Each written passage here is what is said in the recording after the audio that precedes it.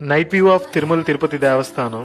ఈ పెయింటింగ్ వైజాగ్ సీతందార్ లో ఒక హౌస్ లివింగ్ రూమ్ లో చేశాను. ఒక ప్రాపర్ రెఫరెన్స్ ఫోటోతో స్టార్ట్ చేసే పెయింటింగ్ కి, ఒక ఐడియాపై డిపెండ్ అయ్యి స్టార్ట్ చేసే పెయింటింగ్ కి చాలా డిఫరెన్స్ ఉంటుంది. క్లయింట్ ఐడియా ఏంటంటే Tirumala Venkateswara Swamy temple outside view and ఆ బ్యాక్గ్రౌండ్ ల్యాండ్స్కేప్, ఆ టెంపుల్ వైబ్ మొత్తం పెయింటింగ్ లో కనిపించేలా పెయింటింగ్ చేయమన్నారు. కొన్ని ఆయన పర్సనల్ గా తీసిన ఫొటోస్ అన్ని రెఫరెన్స్ కోసం ఇచ్చారు. ఫస్ట్ లో ఆ నైట్ వ్యూ, లైట్స్ ఇవేవి ప్లాన్ చేసుకోలేదు. అసలు నిజం చెప్పాలంటే ఫైనల్ అవుట్పుట్ ఇలానే వస్తుంది అని ఏమీ క్లారిటీగా అనుకోలేదు. కంపోజిషన్ స్టార్ట్ చేసి కొంచెం కొంచెంగా కాన్సెప్ట్ డెవలప్ చేసుకుంటూ వెళ్ళాము. టెంపుల్, కోనేరు, ఆ ఘాట్ రోడ్ పైన ఉన్న బ్రిడ్జ్ అండ్ హిల్స్ పైన మనకి కనబడే Venkateswara Swamy face side profile. ఈ పెయింటింగ్ ప్రాసెస్ లో కలర్ చూస్ చేసుకోవడం అనేది very important and crucial step అని చెప్పాలి.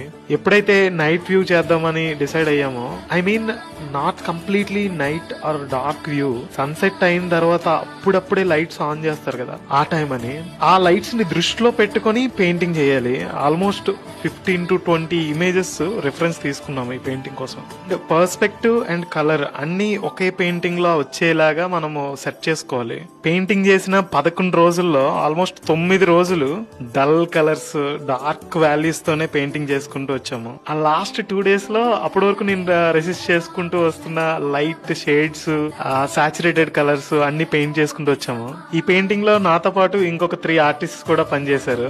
రియలీ ఈ పెయింటింగ్ చేయడం అమేజింగ్ ఎక్స్పీరియన్స్ అని చెప్పాలి.